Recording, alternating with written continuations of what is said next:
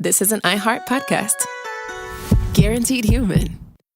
You're listening to a podcast, so you're doing something else too, like maybe scrolling home listings on Redfin, saving places you like without thinking you'll get them, because that's what house hunting has become. But Redfin isn't built for endless browsing. It's built to help you find and own a home. Redfin agents close twice as many deals as other agents, which means when you find a place you love, you've got a real shot at getting it. Redfin helps turn saved listings into real addresses. Get started at redfin.com. Own the dream.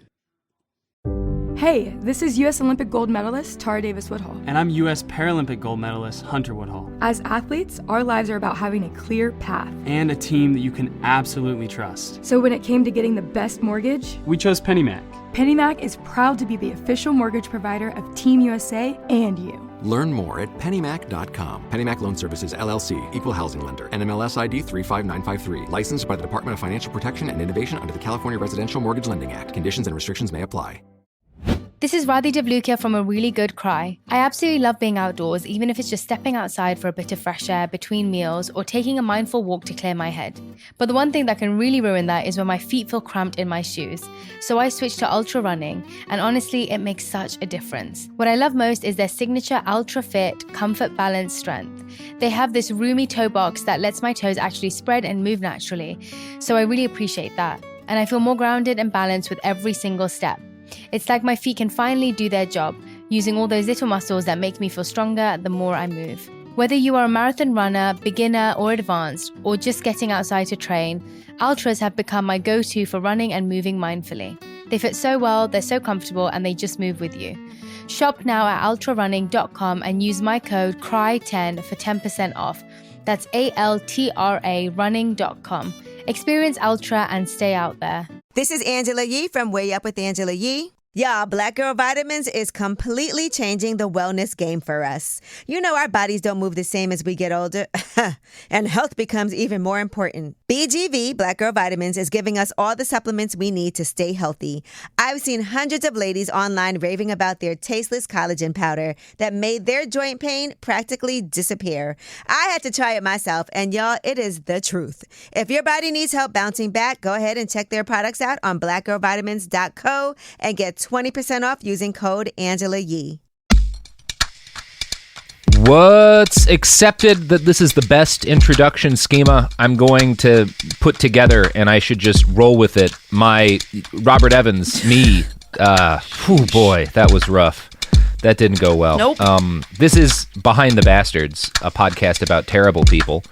And today, my guest is a rap artist, musician, propaganda. What's up, y'all? West. How you doing, man? Man, I'm honored to be here. You know, I'm toning down my fandom. This is dope, you know? Well, I've been listening ever since you started following me on Twitter. Yeah. I've listened to your music a number of times, and I like it a lot, particularly Board of Education. I think that's probably my favorite one of yours that I've heard so far. Thanks, man.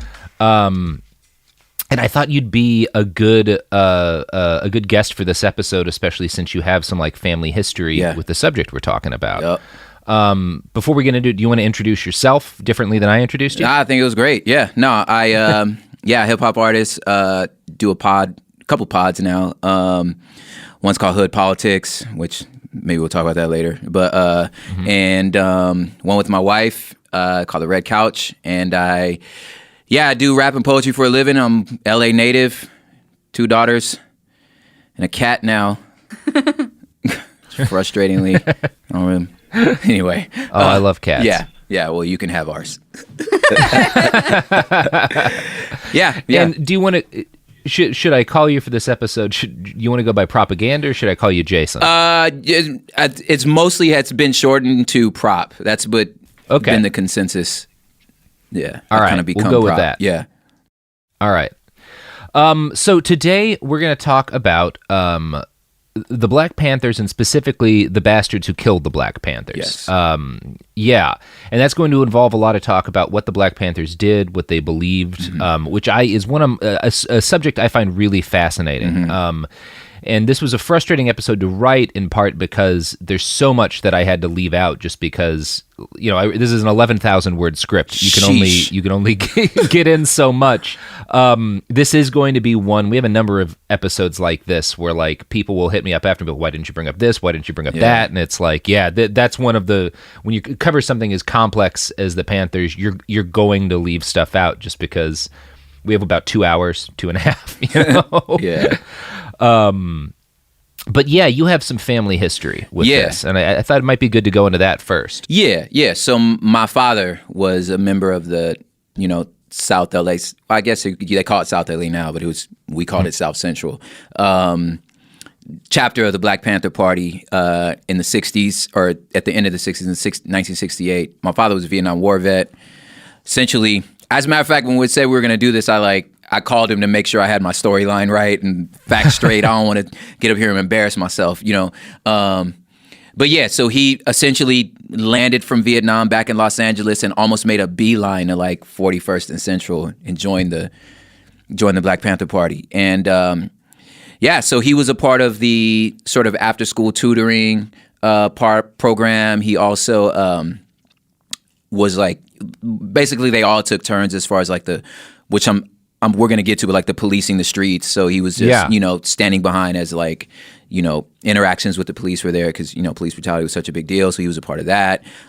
He was at the UCLA event that got shot up. He was, and he said it was the span of time he was at was by the time that like FBI got involved. So his office got bombed, he was at the shootings. Yeah. So, and at that point, my grandmother was like, baby, you can't do this no more. So she kind of pulled the card on him, but he stayed involved. And so I've been hearing bits and pieces of those stories as he like unpacks his trauma, you know what I'm saying? And I just grew up with those stories in my life, and paintings of African princesses and kings on our wall. I had no Disney in my house. We had a picture of Martin and Malcolm and Marcus Garvey like lining our walls, and Geronimo Pratt, and just I had that in my house. Yeah. That's fascinating perspective to have had, and a fascinating like way to learn about this. Because like for me, like obviously as like a white kid who grew up in a pretty mixed suburb, but a suburb that didn't have a huge black population. I learned almost nothing about the Black Panthers. I mean, I guess a lot of our listeners are kind of in the boat where like there's about 3 things you know about them. Obviously, they were a black civil rights organization. They did that thing where they put their fists in the air, and some of them carried guns, and there's pictures of them carrying guns. And I think when I got out of high school, that's about all I knew about the Black Panthers, right? Like there wasn't really anything else I was aware of. I think I caught the name Huey P. Newton for the first time in the lyrics of some hip hop songs, and didn't really know who he was. So for the longest time, I had no real understanding about the organization, and I think they kind of blended into the general wallpaper of the civil rights movement for me until I started reading about them specifically. And I've come to the conclusion, and I say this a lot, that it's like an unforgivable failing of our education system that this isn't a bigger part of like standard American history. Man, let me tell you, absolutely. And like, which I know you'll get into, but the importance I know my father did put on, and the party put on, of like knowing the Constitution, knowing the Bill of Rights. Like I felt like I was so well versed in American civics because my father was a Panther, you know what I'm saying? Yeah. And which was funny because I was like, I just didn't understand that. I thought every house was like this because this was normal for me. So when you'd bring up, I'm like, well, the 14th Amendment say yada, yada, yada, 7th graders. And kids are like, what? It's just, I just knew this because that's what you learn as a Panther. Like, you need to know your rights, man, Yeah. Yeah. It's critical. Yeah. So I think we've introduced this well enough. I'm going to get into the episode at not the beginning, but I guess a beginning. Okay. On February 17th, 1942, Huey P. Newton was born in Monroe, Louisiana, the youngest child of Walter and Armelia Newton's 7 children. His dad, Walter, was, I would say, pretty badass guy. He worked 2 jobs his entire life. He served as the minister for the Bethel Baptist Church in Monroe on Sundays. And Walter was very infamous in his community for not taking any shit from white folks. And there's a story about him getting into an argument with one of his employers, a young white guy, who yells at him that he whips colored men for arguing with him. And Walter shot back that nobody whips me unless they're a better man than me, unless they can beat me up. Yeah. Yes. And this guy backs down, proving that he was not. Yeah. Basically, if you want to whip me, like you gotta be able to kick my ass. Like you want to try that? Yeah. You better win. Yeah. Now, in the 1940s in Louisiana, saying that sort of thing could get you murdered as a black guy. Yeah. But Walter had a strange and somewhat unique ability to stand up to white folks in his community without being killed. And Huey later theorized that this is because his dad was mixed race. His father's father, Huey's grandpa, was a white man who had raped his mother. And Walter's neighbors knew his white family and didn't want to shed part white blood. This was Huey's theory as to why his dad was able to do this. There is something to be said that, like, unless you're in like communities of color, just how colorism does, like, in a lot of ways, police how we treat each other and how we see each other. So someone that's a little more fair skinned, we would say, like they would say passing, like he passes as something else. So like, there's a few things you can get away with, and at least in the psyche of, a person of color like myself who's not light skinned. You know what I'm saying? Yeah. In 1945, when Huey was a toddler, the Newton family moved to Oakland, California. Now, Walter always managed to bring in a very stable income. The family was still very poor, but like they weren't ever sort of like starving or anything like that. Their most common meal was kush, which is, I guess, a fried cornbread dish, which they often ate for every meal of the day. Huey grew up watching his father work 80-hour weeks and still constantly be like stressed out over bills. And this was like had a big impact on him growing up, this kind of constant economic anxiety. He didn't have an easy adolescence. School was difficult for him, and he seems to have had, I think we probably would have today have diagnosed him with a learning disability because he was incredibly intelligent. I think teachers had a difficulty reaching him, is how it seems like what was going on. By the time he was in 11th grade, he was still illiterate, and his teachers assumed that he was just not intelligent. And this was obviously not the case, because Huey's hobby outside of school was memorizing poetry with his brother. But it was not until his high school counselor told him that he was too dumb for college that Huey P. Newton decided he had to prove them all wrong. So for 2 straight years, he studied like a madman, teaching himself to read and write and eventually to graduate high school. Wow. In 1959, he enrolled at Merritt College, where he joined the Afro-American Association and became well known for his debate skills. All thought that Huey might not be college material fell out the window as he began a meteoric path of scholastic excellence, and he would eventually receive a PhD.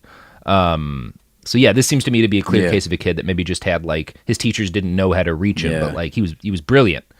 That's dope. It's funny because it's like I thought about my credibility I'm putting on danger here by you saying stuff that I didn't know. You know what I'm saying? And being like, oh wow, I didn't know that. And it's kind of already started. I was like, I didn't know you couldn't read till 11th grade, because I've only known him as, like you said, this orator. That was able to articulate the feelings and the sentiment of Black America in that time. That's crazy. Yeah, I didn't know that.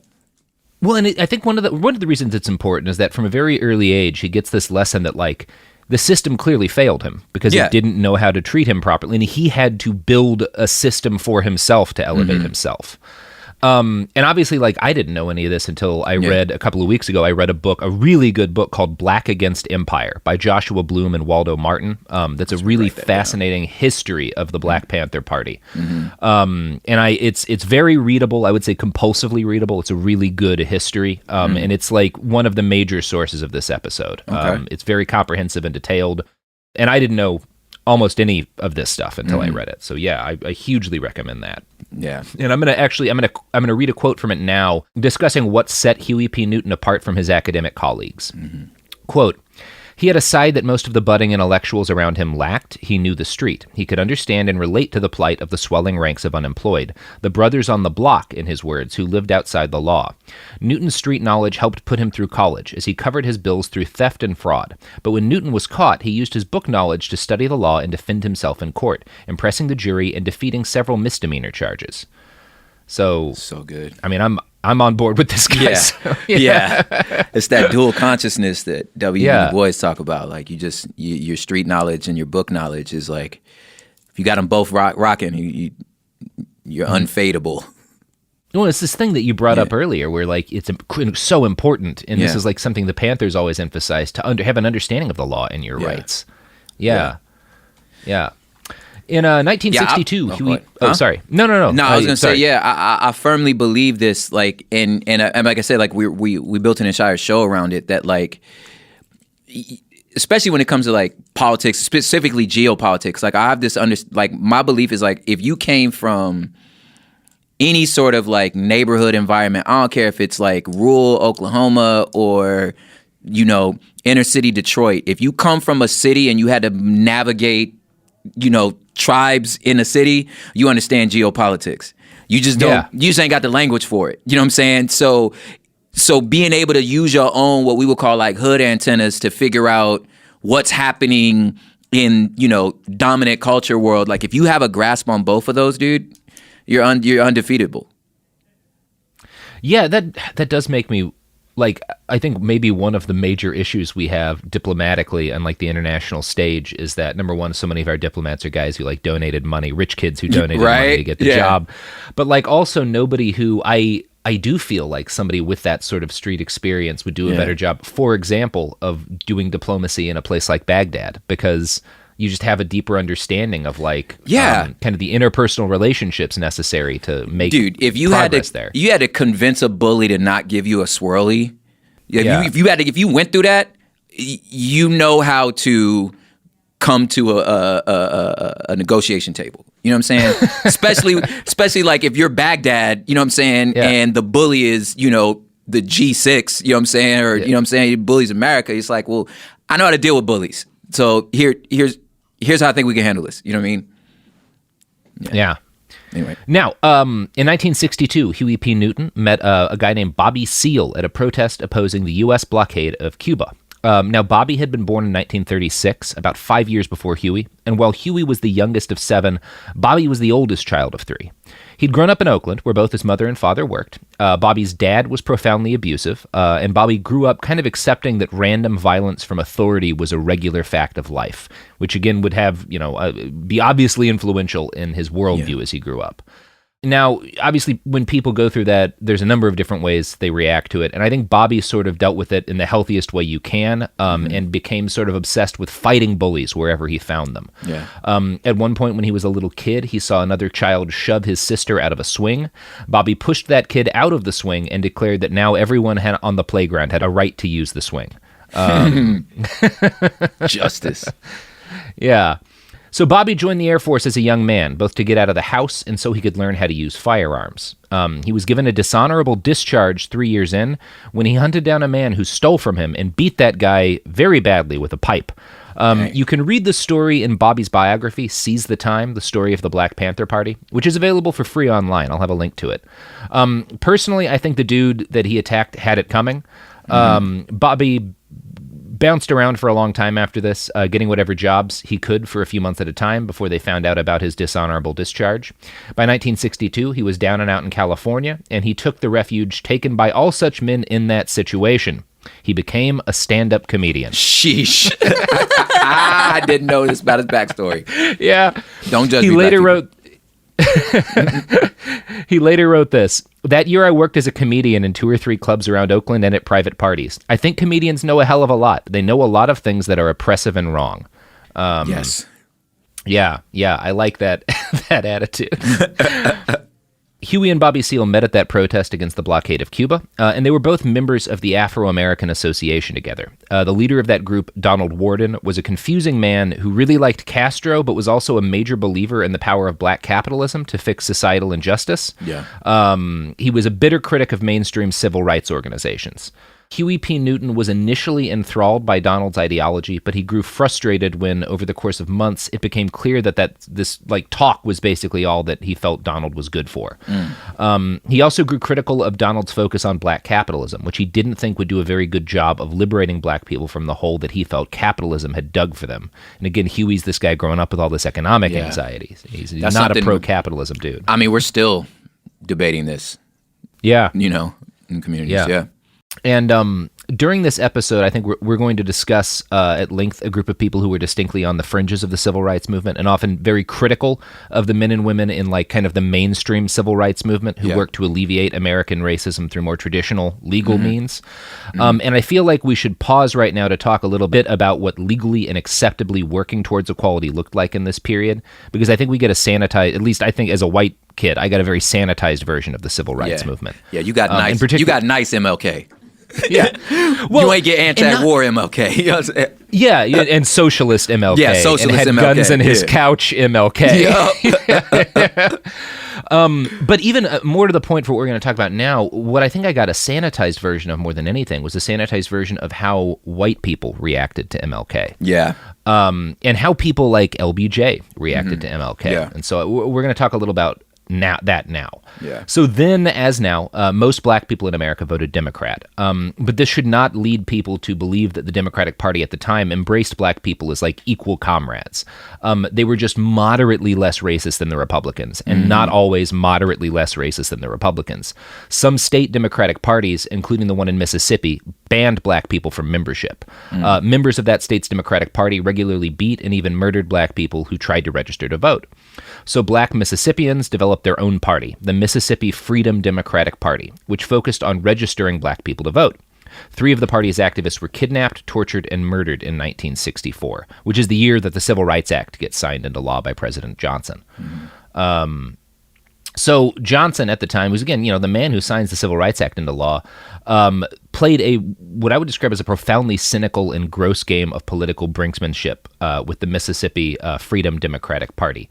And he kind of yielded to the civil rights movement in a couple of areas, but also tried to maintain the Democratic Party's Southern dominance by throwing bones to the racists in the Democratic Party.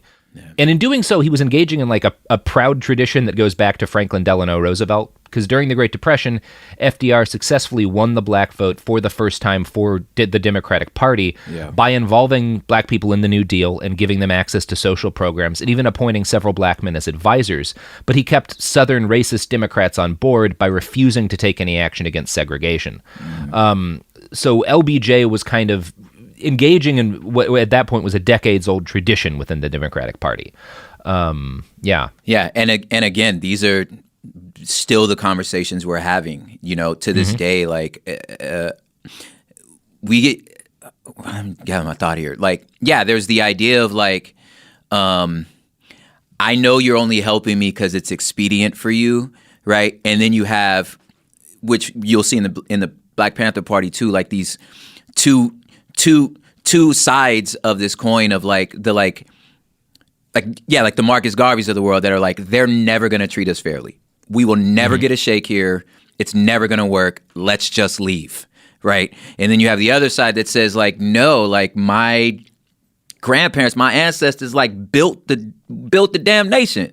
Like, you know what I'm saying? That's our blood in this soil. Like we picked this. You know why you a superpower? Because you ain't pay the workers. You know what I'm saying? So like, that's why you a superpower. So it's like, nah, I'm just as much American as you are. You gonna include me in your documents. You know what I'm saying? So like that two sides, and then it's like, I remember the pain and hurt in my eye, in my parents, my father and my grandmother's eyes when I got so disillusioned early on that I was just like, man, it's like, hey, you gonna go vote today? And I was like, man, I don't know. You know what I'm saying? I'm not even sitting in this traffic, man. You know what I'm saying? I was like, I don't know. You know what I'm saying? And just like how hard they fought just for me to have the right to do it. You know what I'm saying? Like made me be like, dog, I can't.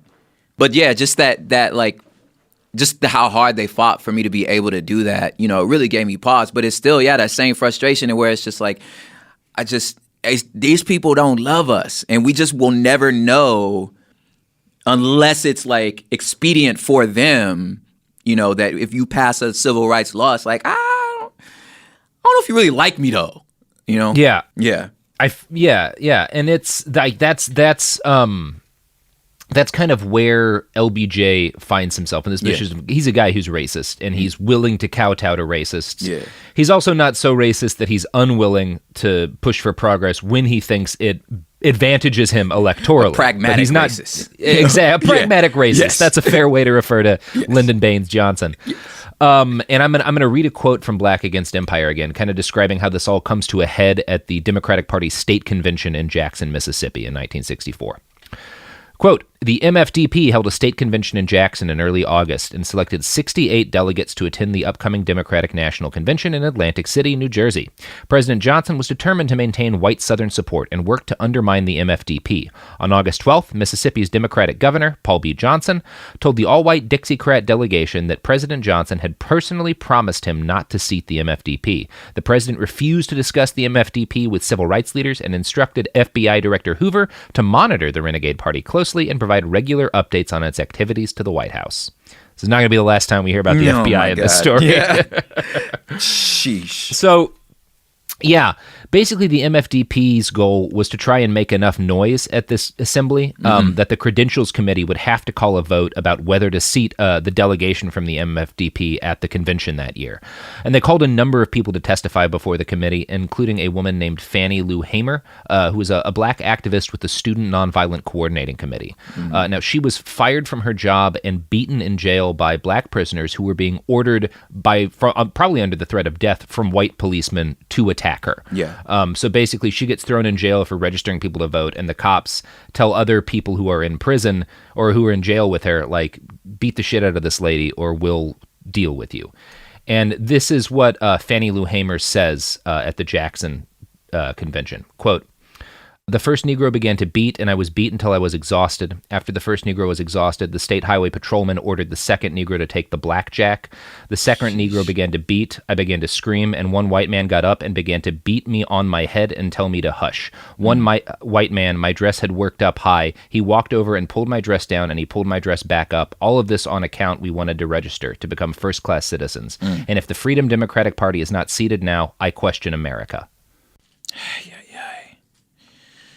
It's just this onion of pain just every time. And the more you dig, you're just like, oh, yep. Yeah, that happened. Yeah. You know what's not an onion of pain? Oh, jeez. The most likely the other pod that's about to be advertised. Yeah. I'm just saying, if I'm running y'all's random things, usually it's another pod. Yeah. Or the Koch brothers. Or let's hope it's an oil refining. Maybe it's an oil refiner. Yeah. Anyway, here it is. It's ridiculous. There's not going to be a single good ad transition. I love it, man. Let's talk about modern home shopping. It's sort of become a fun side hobby, right? Scrolling listings at night, dreaming about kitchens you've never seen, or backyards you haven't even stepped foot in, all from the comfort of pretty much anywhere.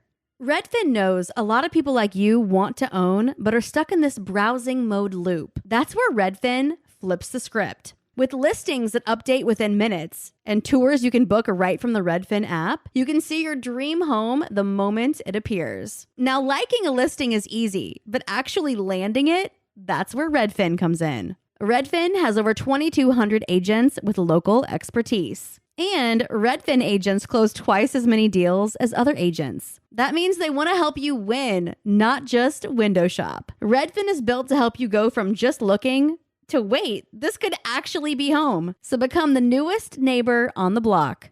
Visit redfin.com to start finding and start owning. That's redfin.com.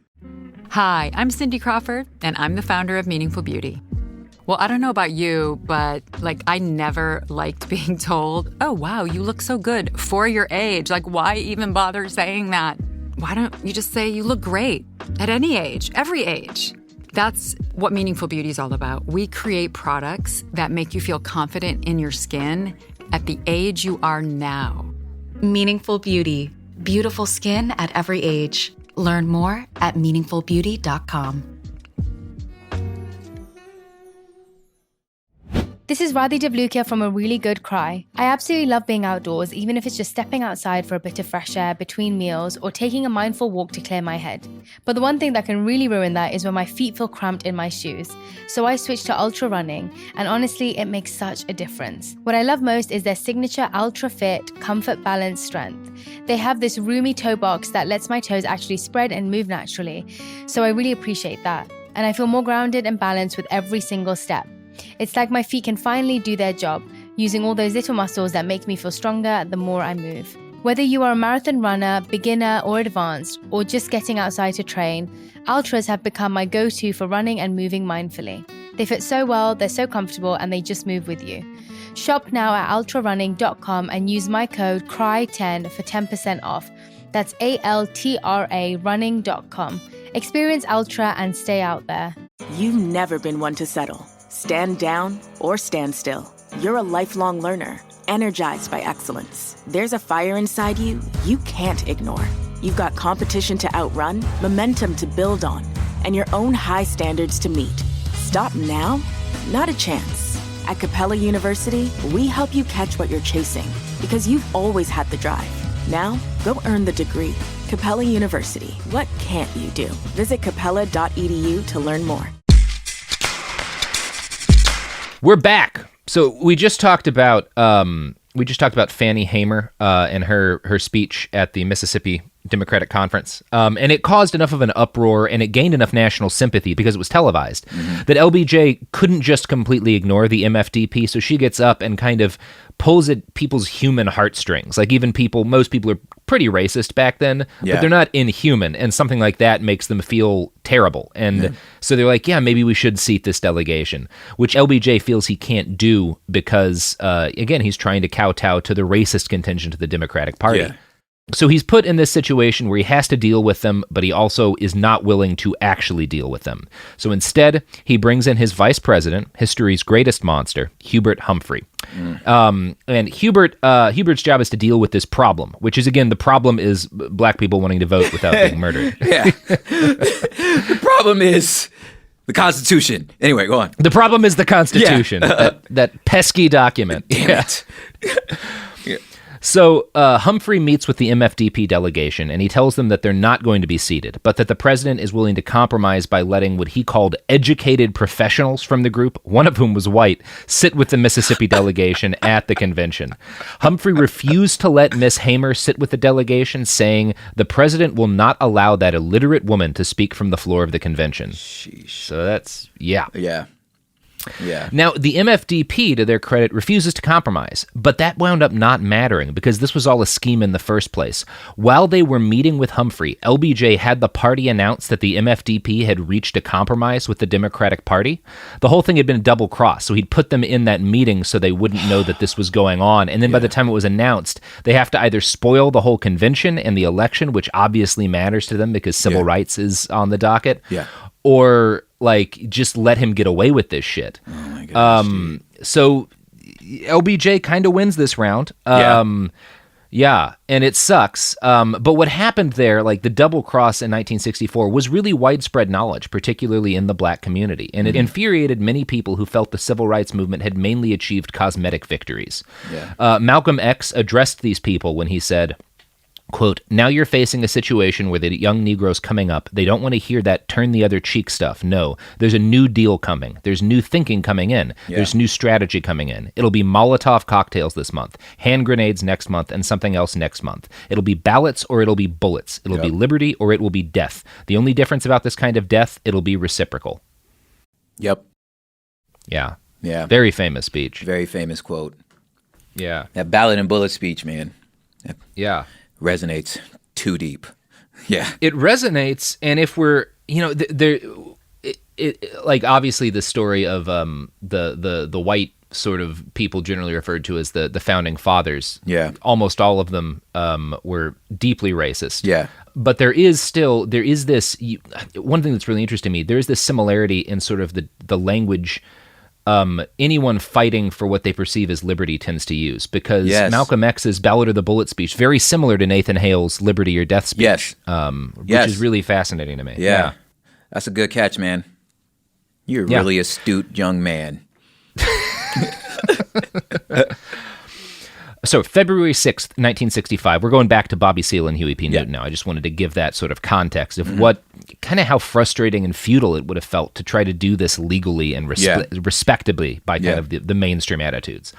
So February 6th, 1965 was a very key day for Bobby Seale and Huey P. Newton. That is the day that Malcolm X was assassinated by a member of the Nation of Islam.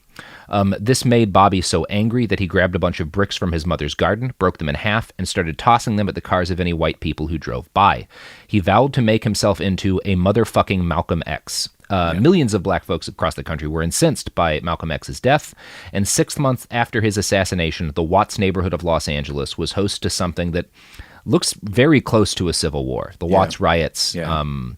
And I think riot might even be an unfair term. Like, legally, that's what they were declared. It was an uprising. And the most direct cause of this was the mass murder of black people by the LAPD. 65 black men had been murdered by Los Angeles cops from January of 1962 to July of 1965. In 27 cases, the victim was shot in the back.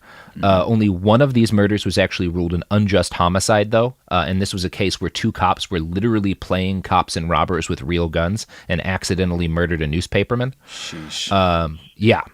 So... So no. I was gonna say, it's crazy. Like, today's just one of those heavy days. I just left my great aunt's house, like my grandma's sister, and she was just now, right before I got here, talking about the Watts riots, and so it was like stuff that she's never said. Well, because I never really asked, but like, you know, my family's been in Los Angeles since the 50s. You know what I mean? So when she was describing the moment of the riots, she started dropping these other gems like, hey, you know, when Jim Crow, because my family's originally from Texas, then they moved here, said that LAPD was like recruiting from like disgruntled, like Southern, once Jim Crow ended, like they were recruiting these like disgruntled Southern men that were like frustrated about Jim Crow and wanted to do something about America. So they were coming to be a part of law enforcement. So if you fill Compton, Watts, LA with these men who are mad that Jim Crow's over,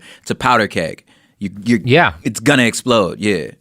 It's going to explode, and it does in during the Watts riots. Yeah. And the most direct cause of the riot itself, or the uprising itself, was the traffic stop of Marquette and Ronald Fry.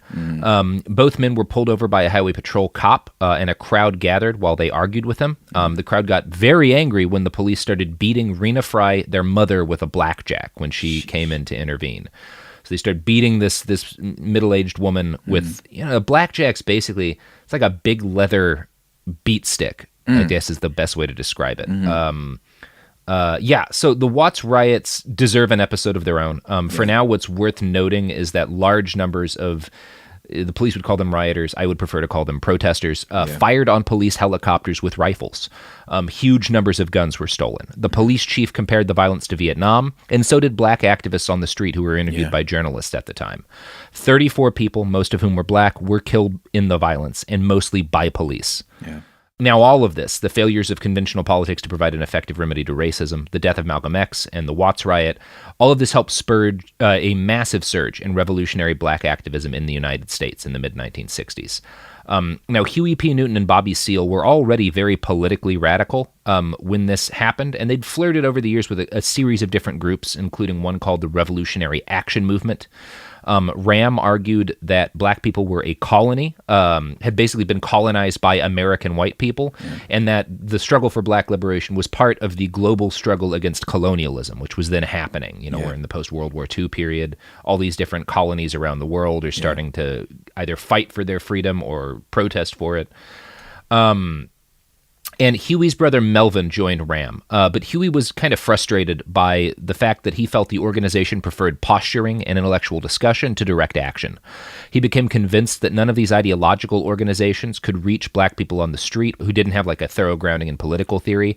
Basically, like, what you're talking about, I agree with, but all you're doing is talking, and you're talking about theory that's at such an intellectual level that you're not able to reach people who are just like, you know, living and working sort of at a street level that aren't academics. And Bobby Seale actually joined RAM for a while, but he developed basically the same frustrations that Huey did with them. And he wrote about it in his autobiography. Quote, I got very frustrated with those cats. I didn't think they were going to do anything, and I became very discouraged about being able to work with them. They had a lot of paranoid hang-ups, and they began to accuse me of things. They had so many bullcrap suspicions I couldn't deal with them, and I broke loose from those cats. I got mad at them one night and busted down their door. All of them hid behind their damn beds. At that point, I couldn't deal with them anymore because they wouldn't defend themselves, even against one little old me. There were 4 or 5 of them in the pad, but they ran hiding. I just didn't respect them anymore. I was thinking to myself, later for these dudes, I'm going to find myself a righteous partner to righteously run with. See, this is terrible, but as right as that is and as serious as this moment is, I only hear that in like my dad's friend's voices. Just like, man, I was looking for some righteous dudes, you know? Yeah. Man, these cats, they wasn't even about the revolution, you know what I'm saying? Like, this is like my dad would say it. He's like, man, I just need to look for some dudes I can run with, be real bad. I'm like, all right. Yeah. My dad still talks like that. Catch you on the 53rd. Like, what does that mean, Pop? Don't be selling me no, put that on the plate and split it, Jack. I'm like, what? What does that mean, Dad? Anyway.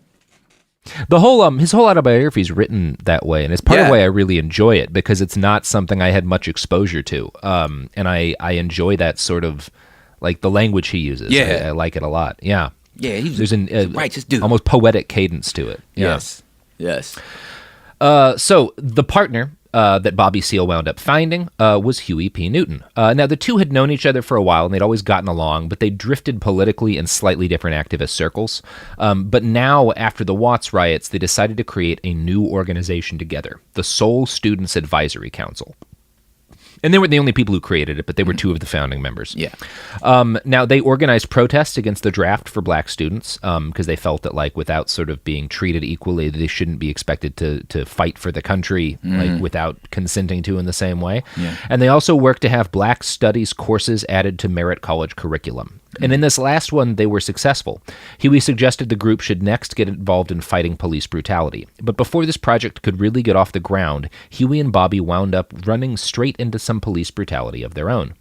On Thursday, March 17th, 1966, at around 9 p.m., Bobby and Huey and their friend Weasel were hanging out in Berkeley, walking to the University of California campus. Bobby was reciting an anti-war poem he liked, Uncle Sammy, Call Me Full of Lucifer. They drew a small crowd to themselves who urged Bobby to recite it more loudly, and a police officer arrived right as Bobby sang out these lines. You school my naive heart to sing red, white, and blue stars and stripes songs. You school my naive heart to sing red, white, and blue stars and stripes songs and to pledge eternal allegiance to all things blue, true, blue-eyed, blonde, blonde-haired, white chalk, white skin with USA tattooed all over. And the officer, an off-duty cop named George Williamson, tried to arrest Bobby for this. His justification was that Bobby had been blocking the street. This caused a fistfight, which brought in more cops, which led to both Bobby and Huey being arrested. So from poetry, y'all. Yeah. So all right, artists, write them poems. It's interesting, like that. It says a lot, about the power of poetry. That like this scares a cop enough that he has to, on his off hours, feels like he has to get involved to stop this. Breaking the law. Poetry. God darn it. Yeah. What? Yeah. So next, according to the book Black Against Empire, quote, a few weeks later, Newton and Seale saw a policeman pushing around a black man for no apparent reason. The officer arrested the man and took him to the station. Following Mark Comfort's example, Newton and Seale went to the station and bailed the man out using money from their organization's treasury. The brothers started to cry, and it touched Bobby deeply. Bobby was fed up with armchair intellectualizing and wanted to stand up against the police, recalling, I was filled with a staunch belief of the need for brotherhood and revolution and rebellion against the racist system. Yeah. So it was Huey who first suggested that the SSAC members should arm themselves with rifles and shotguns and host an armed rally for Malcolm X's birthday. The guns were explicitly to honor Malcolm X's call for black people to engage in armed self-defense. Bobby Seale would write in his autobiography, quote, Huey was running down that the law says every man has the right to arm himself by the Second Amendment of the jive-ass Constitution of the United States. He says that we are going to exhaust that because in the end, the man will say we don't have a Second Amendment of the Constitution. So Huey's saying that, like, we should arm ourselves in protest because we have the right to do that, but also they're going to strip us of our right to carry guns once we start doing it. History be rhyming, dog. Like, I mean, it's that brilliant, like, and I know the word is it's such a pregnant word, but just like the co-opting of language that you use. Same thing Frederick Douglass did with his like 4th of July speech of like, hey, homie, you said you built this thing for liberty and freedom, and I this ain't my celebration. I don't know what you're talking about. You know what I'm saying? And he was like, these are your words. You said, I filmed this, I started this nation because of this. And he's like, well, okay, those are your words. You said all men were created equal. That's what you said. You know what I'm saying? And then right here, you said every man has a right to bear arms. That's what you said. What am I, a Martian? Like, I have a right to bear arms. Yeah. Yeah.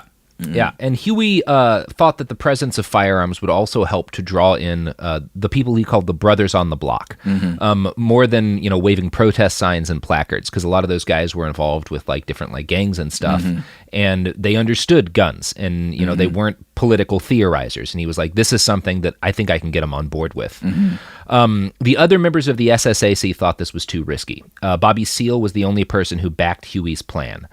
So he and Huey quit the SSAC and formed a new organization, the Black Panther Party for Self-Defense, in October of 1966.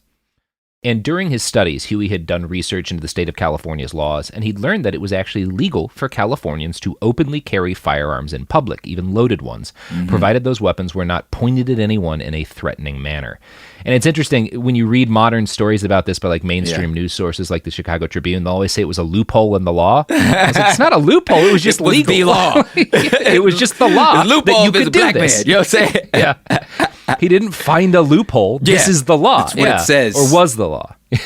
This is me putting my hands up as if I'm holding an actual paper that's the law.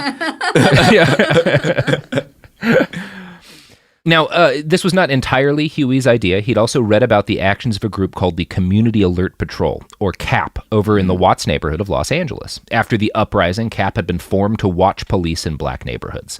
And CAP's efforts were incredibly important, but their activists were often victimized and abused by the LAPD, and some of them had started talking about carrying guns during their patrols. So, as the Black Panthers came together, Huey's plan evolved. He decided that the Panthers would organize armed patrols to follow police officers around and observe them during traffic stops. The new Black Panthers started doing just this. In February of 1967, a group of them, including Newton and Seale, were stopped in a car, loaded down with rifles and handguns. And I'm going to quote now from a great article in The Atlantic titled "The Secret History of Guns." Quote, "When one officer asked to see the guns, Newton refused. 'I don't have to give you anything but my identification, name, and address,' he insisted. This, too, he had learned in law school. 'Who the hell do you think you are?' an officer responded. 'Who in the hell do you think you are?' Newton replied indignantly. He told the officer that he and his friends had a legal right to have their firearms. Newton got out of the car, still holding his rifle. 'What are you going to do with that gun?' asked one of the stunned policemen. 'What are you going to do with your gun?' Newton replied. By this time, the scene had drawn a crowd of onlookers. An officer told the bystanders to move on, but Newton shouted at them to stay. 'California law,' he yelled, gave civilians a right to observe a police officer making an arrest, so long as they didn't interfere. Newton played it up for the crowd. In a loud voice, he told the police officers, 'If you try to shoot at me, or if you try to take this gun, I'm going to shoot back at you, swine.'" Which is the fucking balls on him. Y'all wonder why that man on everybody's t-shirts. Why rappers talk about him all the time. God damn. Right? Because it's like straight up. I mean, it's. I love that you're painting the picture of like the totality of the cultural moment. A lot of times we see history as like these like single file line events that aren't like interact, like you're all living the same moment, just like now, you know what I'm saying? So we put all those moments together like nothing. I mean, I grew up I'm LA in the 80s and 90s. I'm like, you don't talk to police like that. You know what I'm saying? Like, right? You feel me? Like, we just don't do. I was in the gang sweep, the street sweepers, the gang injunctions. Like, you don't talk to police like that, So just seeing that type of like, these are my rights, homie. Like, it's just amazing. I mean, I'm a tall white guy, so I have a certain degree of police shield, and I would be terrified of talking to the police like that. Like, crazy, homie. Yeah. Yeah. Whew. So, fucking incredibly, Huey, Bobby, and their comrades were allowed to continue on without arrest because they hadn't broken the law. Nope. The whole event left everyone in the car and all of the onlookers who'd gathered to watch the altercation stunned, as we're stunned just talking about it today. It's just hard to imagine, even in 2020, this happening without bloodshed. Yeah, so the whole event made Bobby Seale decide that Huey P. Newton was, in his words, the baddest motherfucker in the world. Yes. It convinced Huey of something important, too. The gun is where it's at and about and in. Yeah. Yeah. So good. This spreads through the community like wildfire, and young men begin joining the Black Panthers in droves. Their armed patrols of the police become a regular thing. And they have a lot of strict rules about this. You're never supposed to be closer than 10 feet to the officer or the person being stopped. You have law books on you at the time. You're quoting directly from them. Like, they're not just like there to intimidate the police. They are there to give information on rights to the person being stopped. Mm-hmm. And so, whenever a black person was stopped by the police, observing Panthers would both be an armed presence there and would be providing legal advice. And as their notoriety spread, so too did the Black Panthers, all across the country. And firearms were a central facet of their identity from the beginning. Yeah. New recruits were taught, the gun is the only thing that will free us. The group purchased rifles by selling copies of Mao Zedong's Little Red Book to students in Berkeley. Over the years, their arsenal grew to include machine guns, as well as tens of thousands of rounds of ammunition. New recruits received training on black nationalism, socialism, and how to clean and handle and use firearms.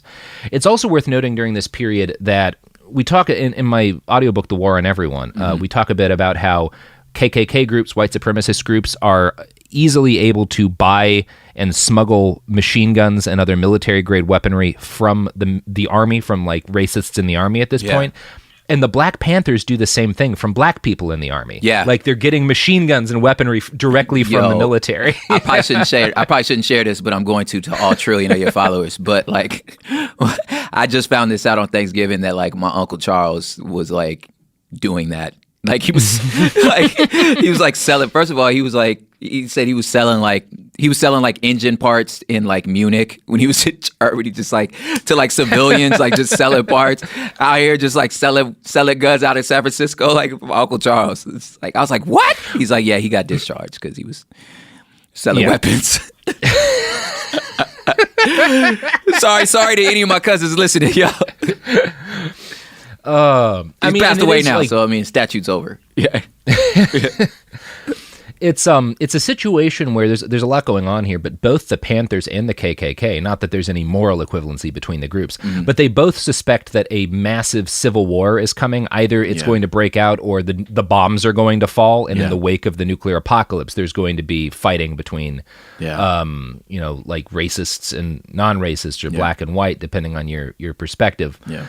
And so there's this belief that like we are arming ourselves for a war of survival. And considering there are thousands of heavily armed racist people like Louis Beam who are specifically talking about waging a war of extermination against America's blacks, like that's not an unreasonable thing to want to arm yourself against then and now. Yeah, that's the part that like I really wish people could like understand like the tone and ire of the moment, that this stuff is not imaginary. Like this is like when like elected officials, in certain states or just people like him are just like, no, our plan is to wipe y'all out.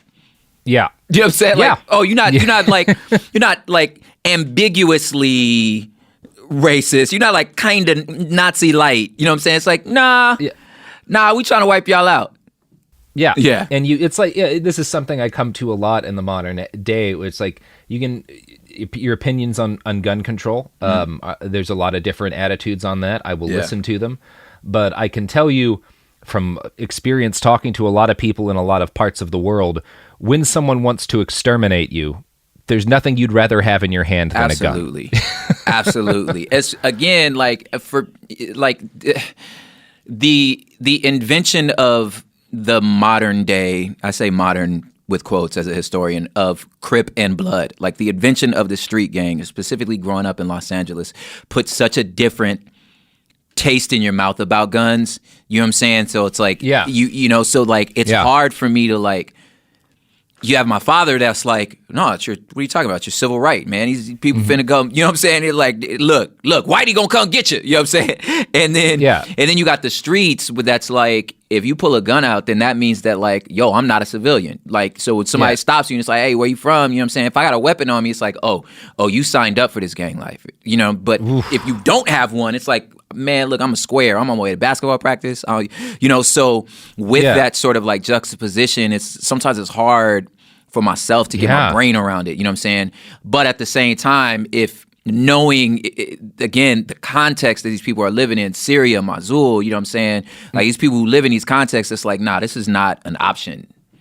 And it is also, Yeah, it's also like the difference between just individual self-defense and this idea, which there's a lot of flaws behind a lot of the thinking that occurs in the United States on this subject. Specifically, you can say statistically, like actually you're more likely to be harmed if you have a gun in the home. The difference between that individual self-defense and collective self-defense, which is that's good. Too deep a subject to really delve into very thoroughly here. While we're trying to delve into the Panthers, you know what I'm saying? But you know what's not too deep a subject to delve into right now? Oh, here we go. What is products? Let me see. Which and one? Some what services. I'm gonna set it up. I'm gonna do the best setup. What is that, Robert? All right. A product and a service, which I think we can explain in the context of this episode. Great. Off we go. Let's talk about modern home shopping. It's sort of become a fun side hobby, right? Scrolling listings at night, dreaming about kitchens you've never seen, or backyards you haven't even stepped foot in, all from the comfort of pretty much anywhere. Redfin knows a lot of people like you want to own, but are stuck in this browsing mode loop. That's where Redfin flips the script. With listings that update within minutes and tours you can book right from the Redfin app, you can see your dream home the moment it appears. Now, liking a listing is easy, but actually landing it, that's where Redfin comes in. Redfin has over 2,200 agents with local expertise. And Redfin agents close twice as many deals as other agents. That means they want to help you win, not just window shop. Redfin is built to help you go from just looking to wait, this could actually be home. So become the newest neighbor on the block. Visit redfin.com to start finding and start owning. That's redfin.com. Now I'd like to introduce you to Meaningful Beauty, the famed skincare brand created by iconic supermodel Cindy Crawford. It's her secret to absolutely gorgeous skin. Meaningful Beauty makes powerful and effective skincare simple, and it's loved by millions of women. It's formulated for all ages and all skin tones and types, and it's designed to work as a complete skincare system, leaving your skin feeling soft, smooth, and nourished. I recommend starting with Cindy's full regimen, which contains all 5 of her best-selling products, including the amazing youth-activating melon serum. This next generation serum has the power of melon leaf stem cell technology. It's melon leaf stem cells encapsulated for freshness and released onto the skin to support a visible reduction in the appearance of wrinkles. With thousands of glowing 5-star reviews, why not give it a try? Subscribe today and you can get the amazing Meaningful Beauty system for just $49.95. That includes our introductory 5-piece system, free gifts, free shipping, and a 60-day money-back guarantee. All of that available at meaningfulbeauty.com. This is Radhi Devlukia from A Really Good Cry. I absolutely love being outdoors, even if it's just stepping outside for a bit of fresh air between meals or taking a mindful walk to clear my head. But the one thing that can really ruin that is when my feet feel cramped in my shoes. So I switched to ultra running, and honestly, it makes such a difference. What I love most is their signature ultra fit, comfort balanced strength. They have this roomy toe box that lets my toes actually spread and move naturally. So I really appreciate that. And I feel more grounded and balanced with every single step. It's like my feet can finally do their job, using all those little muscles that make me feel stronger the more I move. Whether you are a marathon runner, beginner or advanced, or just getting outside to train, Ultras have become my go-to for running and moving mindfully. They fit so well, they're so comfortable, and they just move with you. Shop now at ultrarunning.com and use my code CRY10 for 10% off. That's ALTRA running.com. Experience Ultra and stay out there. You've never been one to settle. Stand down or stand still. You're a lifelong learner, energized by excellence. There's a fire inside you you can't ignore. You've got competition to outrun, momentum to build on, and your own high standards to meet. Stop now? Not a chance. At Capella University, we help you catch what you're chasing because you've always had the drive. Now, go earn the degree. Capella University. What can't you do? Visit capella.edu to learn more. We're back. All right. So as before we had our little digression about community self-defense, we were talking about the Black Panthers start their civilian patrols of the police, armed patrols of the police, which are very popular and very revolutionary. And of course, the man, as embodied by the Republican Party and the governor of the state of California, Ronald Reagan, was not in any fucking way about to let a bunch of black men exercise their right to bear arms and legally observe the police. And I shouldn't just say black men, because there were black women involved at this point too. That's the lost taking heroes. part in these. That's the lost heroes Yeah. of the Black Panther Party was really the ladies because they locked up all the men or killed us. Yeah. So Yeah. yeah. Yeah. So yeah, like the white Republicans particularly who govern the state, although it's not like the white Democrats in the state provided any opposition to this, decide that action needs to be taken. And the guy to do this was a shitheel named Don Mulford. What'd you call him again? A shitheel. I love it. I gotta tell you guys, this is another digression. I feel like, I don't know, nobody cusses more poetically than black people, or old black man. Nobody cusses more poetic than him. But the most creative and innovative things to call someone come out of the mouth of middle-aged white men. I just don't know anyone that's just, you fucktard. What the hell's a fucktard? Who could, like, I'm telling you, man, shit stick. Like, what? Like, ass gibbon. Yeah. Yes. Yeah. Touche, man. I see. That's why this is why intersectionality is so important. You just learn the best way to cuss.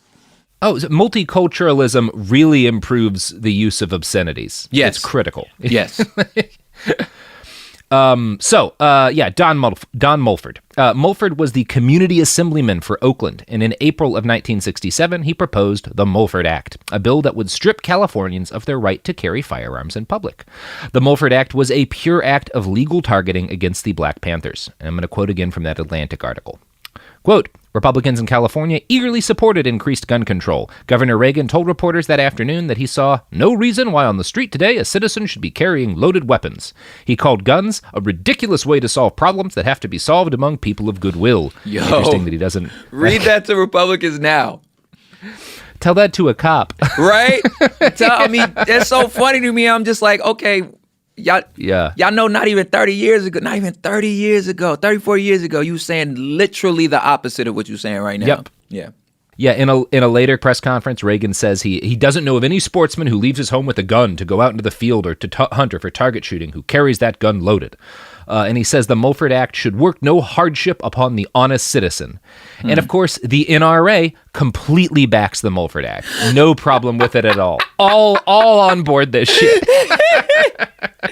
Y'all appreciate that, man. Just take a second to appreciate that. Somebody drop some spa music right now to appreciate the NRA was for gun control to make sure you can't carry a loaded weapon. Define spa music. I don't know. I just thought like when you go get spa music. The thing is, you know what I'm talking about. That's the best part. You know exactly what I'm talking about. Anyway, so, sorry. Read more. Huey's furious about this, but he's not surprised. As I read that quote from him earlier, he'd immediately predicted this is going to happen once we start doing this. But he carries out a protest. He organizes a group of Panthers armed to the gills to go march on the Capitol building in Sacramento. 24 men and 6 women showed up, led by Bobby Seale. They walked up the Capitol steps, guns in hand, and Bobby read a speech. Quote, the American people in general, and the black people in particular, must take careful note of the racist California legislature aimed at keeping black people disarmed and powerless. Black people have begged, prayed, petitioned, demonstrated, and everything else to get the racist power structure of America to right the wrongs which have historically been perpetrated against black people. The time has come for black people to arm themselves against this terror before it is too late. After this, Seale and the others went inside the building, bearing loaded firearms, the Capitol building. And they were allowed to do this because they were abiding by the law entirely, and the day proceeded peacefully. And before we move on, I think it's worth dedicating a little bit of time to how the mainstream media covered all this. And the short of it is, they were not fans of the Panthers. Really? The New York Times' coverage of the event, which I can only read in my old-timey white man voice. Let's go. Negroes protest gun bill. Sorry. Visceral response to that. Anyway. Yeah. Now, I did find, and some credit to the New York Times, a modern-day New York Times article that quotes Jane Rhodes, which is a very, admitting, we fucked up and we're very unfair in our coverage. And it quotes Jane Rhodes, a professor of African-American studies, as saying, the newspaper was dubious and skeptical of them. It also gave them a tremendous amount of coverage. The media, like most of white America, was deeply frightened by their aggressive and assertive style of protest, and they were offended by it. And that October 2016 Times article I found analyzing this by Giovanni Russinello, it leans into acknowledging how unfair the coverage was. And he writes about the Times' first articles on the Black Panthers. What the article did not explicitly say, though, it was reported later by others, was that the Panthers had read a statement that afternoon calling upon the American people in general, not just African Americans, to help them in their push for rights. The Times sent its own reporter a few days later to write a profile of Mr. Newton, the party's young co-founder. That article was no more measured than the first. It barely mentioned police brutality, instead lavishing attention on the fact that the Panthers had weapons. Political power comes through the barrel of a gun, Newton was quoted as saying. So the journalists who cover this ignore police brutality, ignore that, like, there's a self-defense narrative here. What do you expect us to do when we're being shot? Yeah. That's one of our rights. Our nation's founded on the idea that human beings can arm themselves in self-defense. Yeah. That's what we're doing. They ignore that and instead, look at these black men carrying guns. Yeah. Oh, my God. Yeah. So, on July 26th, the racist California legislature passed the Mulford Act with the NRA's enthusiastic approval, and Governor Ronald Reagan signed it into law. So the Black Panthers were thwarted, at least in the state of California, from carrying out armed patrols any longer. But the organization continued to grow, spreading across the country and drawing in thousands upon thousands of members. And as the group grew, Huey and Bobby and the other leaders expanded the sort of things the Black Panthers did. It was not enough to just advocate armed protests and police patrols. They needed to mobilize their community. And that, they felt, meant helping their community. Yep. In the early years, the Black Panthers developed a concept they called revolutionary intercommunalism, which is something I really think the modern-day left needs to get its shit together on. Oh, my God, if you just do it. Yes. PBS describes this as the strategy of building community service programs or survival programs meant to develop positive institutions within the community to help individuals meet their needs. The Panthers developed over 60 such community programs. Now, these community survival programs ranged from the People's Free Shoe and Clothing Program, to the Free Plumbing and Maintenance Program, to the Free Pest Control Program, to the Sickle Cell Anemia Research Foundation, and the People's Free Ambulance Service. While the news breathlessly covered the Panthers' armed marches and their confrontations with police, they ignored most of these other programs. One member later, a guy named Roger Smith, said this: "You don't read about the survival programs we're doing for the people, the free children's breakfast program, trying to feed some of these hungry kids before they go off to school in the morning. The educational programs we had going on for these kids, for the older folks as well, you don't read about that. The shoe giveaway, the clothing giveaway, the coat giveaway we had going on back east so these people don't freeze to death during the winter months. The free prison busing program where we bus people from the community out to the prison, the penitentiary, so the people can visit their loved ones who are incarcerated. You don't read about that. You don't read about the free ambulance service that we had going on in Winston-Salem, North Carolina, because black people in Winston-Salem, Carolina were denied basic emergency health care. You don't read about that. You don't read about the free sickle cell anemia testing program, where we tested over 500,000, 500,000 people, before the U.S. government ever realized that sickle cell anemia was a threat to the well-being of black people in America. You don't read about that. Why? Because there's no sensationalism there, no dramatic value. It doesn't sell newspapers. It doesn't boost the television ratings. It's just some black people getting organized to help some other black people." Yeah. That's the Panthers I know. Yeah. You know, which I mentioned at the top of the show, that's what my father was part of the after school tutoring program. So I just know them as people that fed us in the morning. I mean, obviously not us because I wasn't around then, but you fed kids in the morning, helped them with their homework after school. And the attitude, even to this day, was you can't look for a handout from your oppressor. These people ain't gonna help you. You know what I'm saying? Why would you take their money? Why would you take their services? Because they are your oppressors. That don't make no sense. Yeah. You know what I'm saying? So that was always his attitude. He was like, man, find it on your own. Man, don't look. You can't owe these people nothing. Find it on you. Take care of your own. That was always the attitude. Yeah.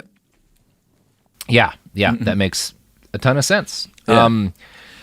I mean, there's still sorry, real quick, but there's a few leftover things where just generationally speaking, there's we still have a generational gap. When I started doing music full time, the label I was a part of was one of my best friends, and he's a white dude, right? So my dad still had this I like that boy, but you got to watch them white men now. You know what I'm saying? I was okay, Pop, okay. I mean, I get it. but like, I mean, we've been friends since high school, man. Like, you know what I'm saying? Like, I think we're good, you know. But still, like, he still has a little bit of that. I mean, he's definitely not the same man he was, but he still has that. Like, how you know you gotta watch them. You know what I'm saying? They not gonna really take care of you, you know. I mean, it's not unfair. Yeah. Yeah. Not unreasonable considering, like, the time and place and experiences he had, you know?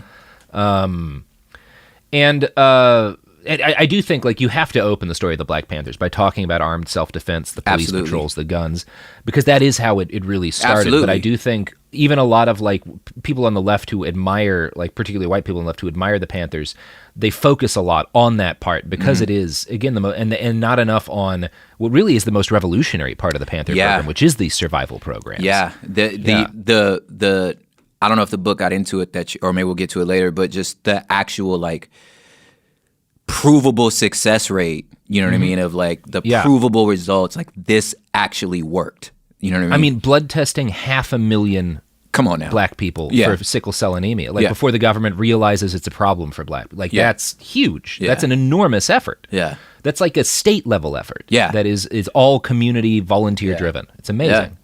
Now, by some accounts, the most influential of the survival programs was the Free Breakfast for Children program. While students were guaranteed a free lunch as part of their public education, in 1967, the U.S. government spent only $600,000 a year on breakfast for students. The Black Panthers saw this hole in the social safety net and realized it was harming black children more than any other group in the country, and so they took action to fix this. Now, the communities in which they provided free breakfast for children were not all instantly on board. The Black Panthers were a revolutionary organization, famous for confronting police with firearms. People like Minister Bridges of the St. Augustine Church in Oakland were initially suspicious when the group asked to start meeting and distributing breakfast there. But gradually, the Panthers won them over, and the community rallied to provide them with donations of grits, eggs, toast, and milk to feed hungry schoolchildren. Much of the food was donated by local businesses, from a mix of altruism and fear of social reprisals by the Black Panthers. And I'm going to quote from Black Against Empire again.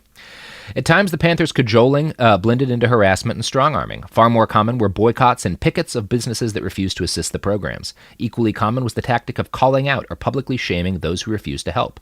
Churches and other community-based organizations that refused to help, notably those who refused to sponsor or allow breakfast programs on their premises, faced similar treatment. For starters, the Panther Newsletter and Panther Representative railed against the non-supportive business person or community leader as a capitalist pig. Other epithets included religious hypocrites, lying preachers and merchants, and avaricious businessmen. Dang, cancel culture, dog. Since the 60s, we've been canceling fools. Terrible. I mean, I think that's perfectly fair. Because the ultimate goal here is to get kids food. And like, you've got plenty of extra food. Like, why are these kids starving in the morning? Yeah. You And know? then you're probably complaining about them same kids. Yeah. Yeah. You know, running your streets. It's like, well, they're hungry. And you could fix that. Yeah. Now, the free breakfast program itself was a mix of pure altruism, poor kids needing good food, and also clever propaganda. The program highlighted the fact that the richest nation on earth, then waging a brutal and expensive war in Vietnam, could not provide a simple breakfast for all of its children. The leadership of the Panthers, who suspected, or outright hoped in some cases, that they might one day wind up in an armed revolutionary struggle with the U.S. government, knew there was a tactical benefit in winning hearts and minds this way. One of them noted, while we might not need their direct assistance in waging armed revolution, we were hedging our bets that if we did, they would respond more favorably to a group of people looking out for their children's welfare. Yeah. In November 1969, the Black Panthers announced that their program had spread to 23 cities and distributed free breakfast to more than 20,000 children. That number wound up being more like 50,000 in minimum. The law took notice. In Baltimore, the police called this program a front for indoctrinating children with Panther propaganda. Sheesh. They responded as only law enforcement can. And I'm going to quote again from Black Against Empire. Police and federal agents regularly harassed and intimidated program participants, supporters, and party workers and sought to scare away donors and organizations that house the programs, like churches and community centers. Safia A. Bukhari discovered that participation in one of the Harlem free breakfast programs fell off after the police spread a false rumor among black parents that the children were being fed poisoned food.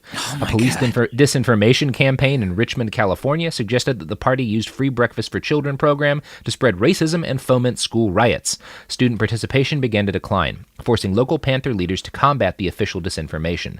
The police were not above raiding breakfast program locations, even while the children were eating. The Baltimore Panther branch was comparatively small, but as Judson L. Jeffries demonstrates, the branch endured an excessive amount of violent repression, and not even children were spared harassment by the police.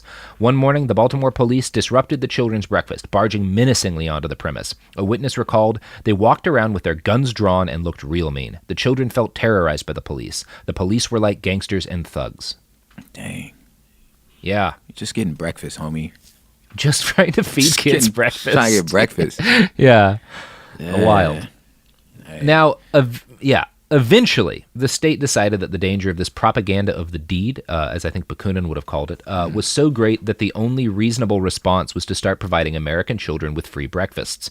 By 1972, the U.S. government free breakfast program had reached more than 1.18 million children. The massive upswing in funding for this program proceeded directly from Panther activism.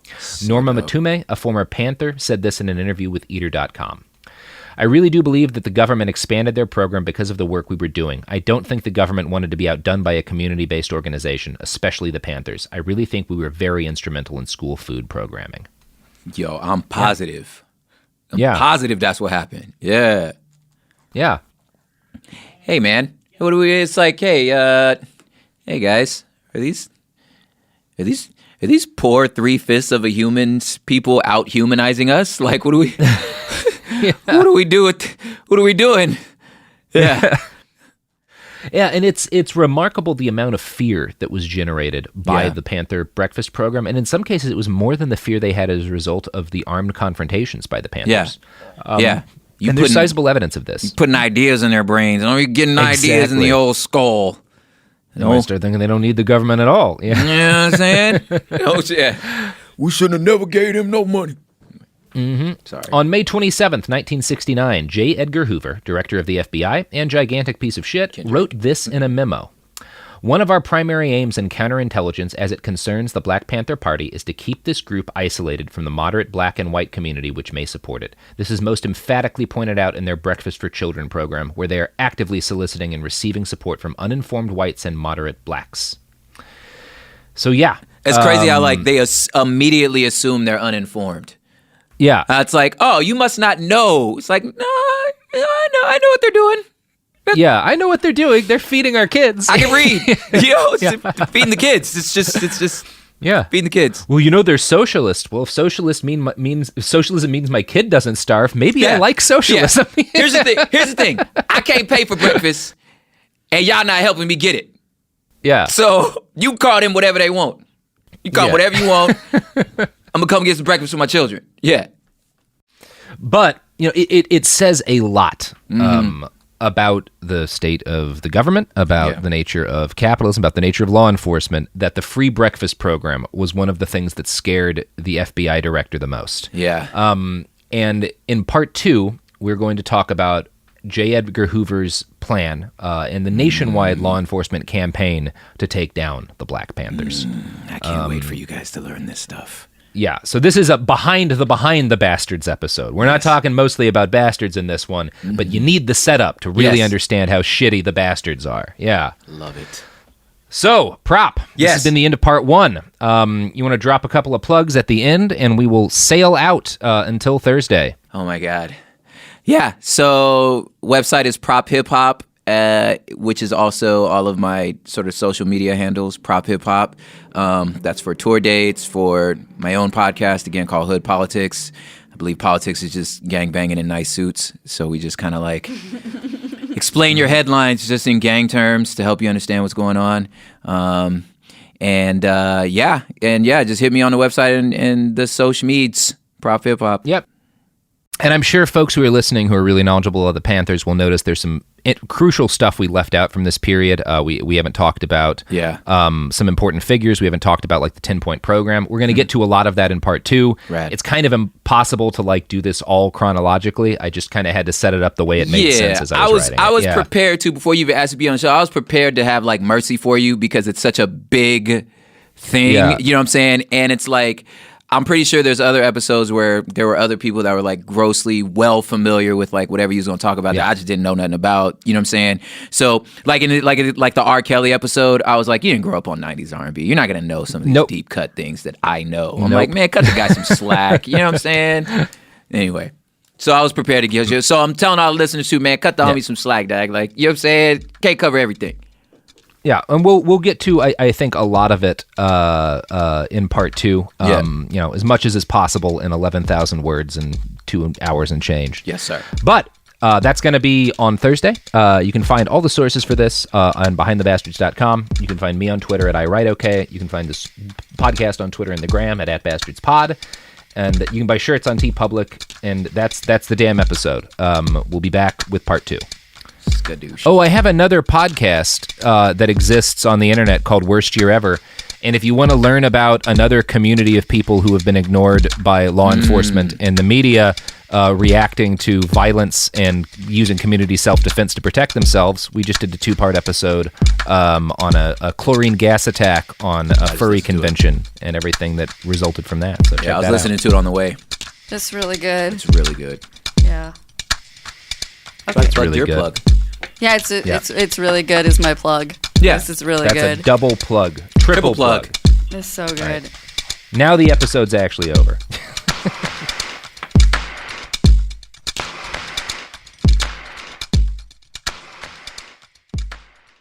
You're listening to a podcast, so you're doing something else too, like maybe scrolling home listings on Redfin, saving places you like without thinking you'll get them. Because that's what house hunting has become. But Redfin isn't built for endless browsing. It's built to help you find and own a home. Redfin agents close twice as many deals as other agents, which means when you find a place you love, you've got a real shot at getting it. Redfin helps turn saved listings into real addresses. Get started at redfin.com. Own the dream.